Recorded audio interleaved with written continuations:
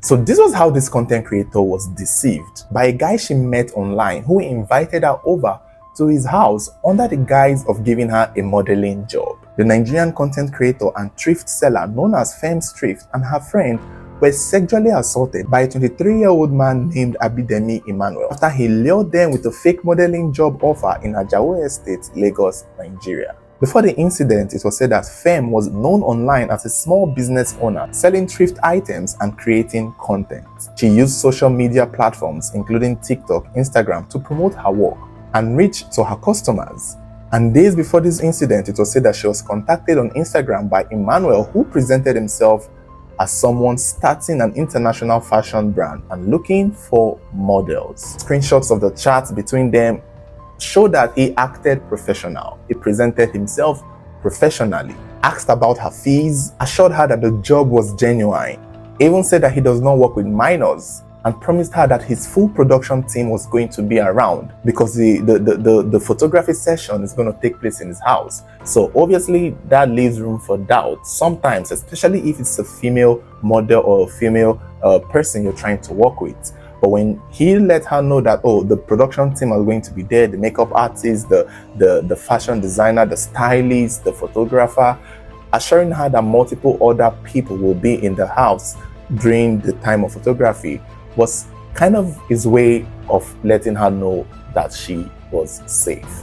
And for some reason, it worked. On the 1st of February, he contacted her and offered her 140,000 naira for a modeling job and promotion. She agreed and went with her friend for safety. They arrived at an apartment in Ajawo Estate around 11 a.m. on February 8th, expecting a shoot with the crew present. Instead, the place was mostly empty. This should have been the first red flag. But he told them that it was a rented content studio and that the makeup artist went to get something and that the others were on their way. He also told them to go and shower and change while they wait for the makeup artist and other crew members. Telling them to go and shower was the second red flag because they responded with they had already showered, that they had their bath before coming. But he kept insisting, he kept trying to let them know that they need to go to the bathroom. Mind you, he had only invited this one girl, the Fem Thrift. The other girl was just a plus one who came with Fem to, just in case anything should go wrong. More like a PA or an assistant. And this sort of posed a barrier for this said Abidemi Emmanuel, who was only expecting one girl. So he continued encouraging and pushing for Fem to go and shower. And when Fem responded with she had showered, he let her know that they are going to apply a certain kind of makeup on her skin and that would require her to still need to shower right before the application happens. And somehow, I think he was able to convince her to take her bath. And so he led them into a room in the building, more like telling them, okay, this is the room you guys are going to change in, the bathroom is there, basically just letting them into a changing room for them to feel a lot more comfortable and safe. And while he was there, he decided to show them how he was going to how they could lock the door so that they would feel a lot safer. And that was when he himself, in the process of showing them, hey, lock the door like this, lock the door like that, he locks the door and brings out a knife. And with that knife, he threatened to harm them with it if they don't cooperate and listen to him. This was the moment that these two girls knew that their life was in danger and this was not a photography job. This was not a modeling job. Abidemi Emmanuel allegedly was said to have asked them to take off their clothes, get socks and tie their hands by themselves. So they used what they could find around to tie themselves and asked them to cooperate and behave themselves. Whereas he undressed himself and asked them to undress themselves and proceeds to sexually assaulting them. In the process, he kept on threatening to stab them if they did anything or tried to escape.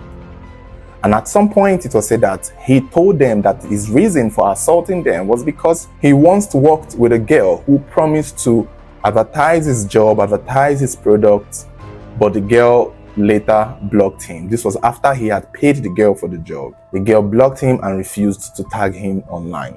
And so, according to him, this was his revenge to the girl on other women. Some sources say that he assaulted them with their hands tied without protection and asked them to go to the bathroom to clean up afterwards. According to Fems, who is telling the story, he collected their phones after the assault and forced them to unlock their private Snapchat, transferred sensitive photos and videos to himself, and said that it was for his personal pleasure, and also threatened them that if they spoke or told anybody about what had happened, he was going to share the pictures and the videos online. The two girls left the apartment between 2 p.m. and 3 p.m. and they went home. After about 3 days, Fem spoke about it publicly in a viral video. She said she felt guilty and that she felt it was her fault that her friend also got sexually assaulted. She kind of alluded to the idea that had it been it was only her, she may have not found the need to come out, maybe out of shame, but the fact that her friend was affected because of her, because she took the friend there, she felt so bad and she decided that she was going to speak out regardless of what the repercussion would be from the young man himself. When she shared the story and the video, many people were on her side, obviously, and people began demanding justice and sharing pictures and videos and information about the said perpetrator, Abidemi Emmanuel. The case eventually got to the hands of the police and Mr. Emmanuel was arrested. Now, whereas people were, calling for justice, some people on the internet were questioning the fact that one guy would use one knife to force himself on two women. And I keep wondering what kind of brain cells these people are, what kind of smoke they smoked, or what kind of alcohol they took, because most people don't get that a knife can do as much damage, even more than a gun, because it's very possible. It's his house, the door is locked, and he has a knife. So even if one of the girls accidentally takes the knife, there could be a fight, there could be a struggle. For some reason, if they even try to fight him off, it's not going to go down cleanly. Had it been it was a gun, maybe they would take it off and threaten him. When you think about it, the girls really could not do much. It looks like it's one knife. Even with two guys fighting a guy with one knife, somebody would get injured, and that is the problem. If for some reason the two girls were powerful enough to overpower him and take the knife, they could stab him, cause him an injury, or kill him, and then the narrative would change. The story would change to they went to rob him. The story would change to they were the killers and he's the victim. That is what the story would be. It's good that they all got out of it and then deal with the consequences of their actions. So people saying, one knife, two girls, I don't buy it, I don't believe it. Shut up. Maybe you should go get assaulted by somebody with a knife and see how it feels. It's very possible. And these are two girls. They could injure themselves fighting to drag in a knife with a maniac. This is a maniac. He is sick. They are not sick. He's the one sick. He can do anything at this point.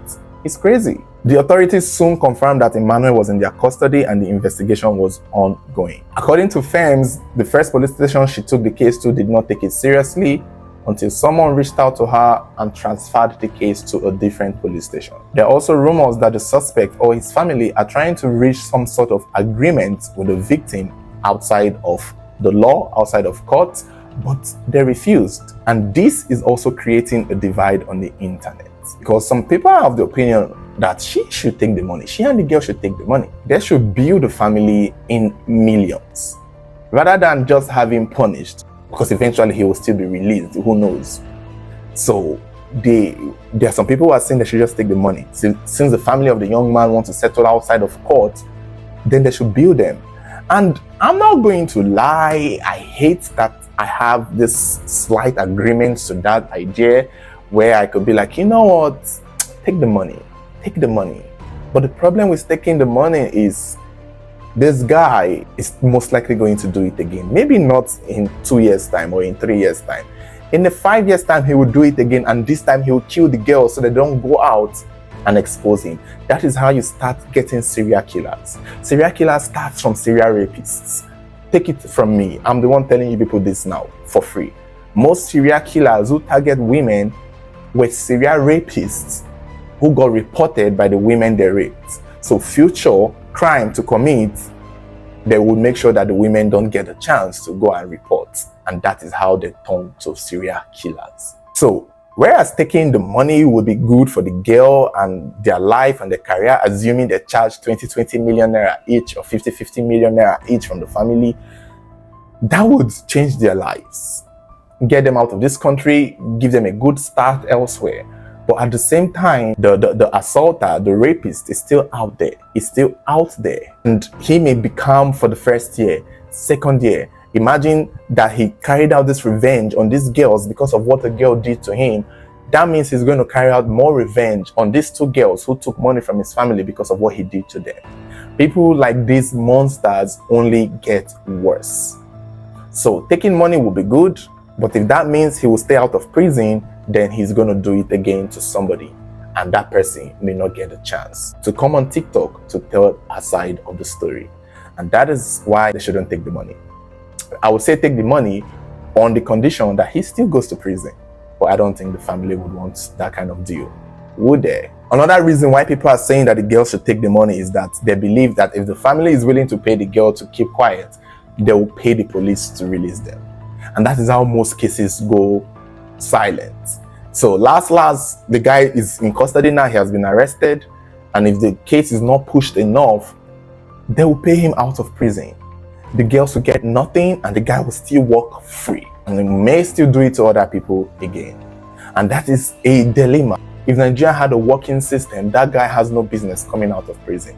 In most cases, he will go to prison and still pay the young girls that he sexually assaulted. And that would be a win-win for the two girls. But what are the chances that these girls don't take money and they hope this young man suffers the full extent of the law, but for some reason he comes out and escapes and pays his way out of prison and doesn't suffer anything at all, and the girl don't get anything at all? But you guys let me know, do you think the girl should take the money, or do you think that they should forfeit it and hope that the Nigerian law punishes this young man and keep him behind bars for life, or for a long time at least? You guys let me know your thoughts, let me know your opinion on this. It's also important to know that some people are accusing her of making up the whole thing. We've already mentioned that, yes, because she created a GoFundMe account for herself and her friend. People are calling it suspicious. It's normal to see and all of that. But let's just see how the case is settled in court, or how it's discussed in court.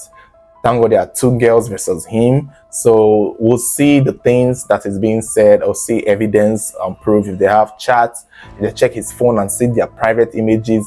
So it's just a matter of saying, you know, how this will turn out to be. Hopefully this goes to court. Hopefully this could have gone left. These two girls would have most likely have been killed in that man's house, and this story would have been a different story. And that's why I feel like for the man to let them go, and this is all blowing up in his face, if he gets a chance again to come out of this, he will do it again with another victim, and that victim may not get the chance to come out of it. It's unfortunate.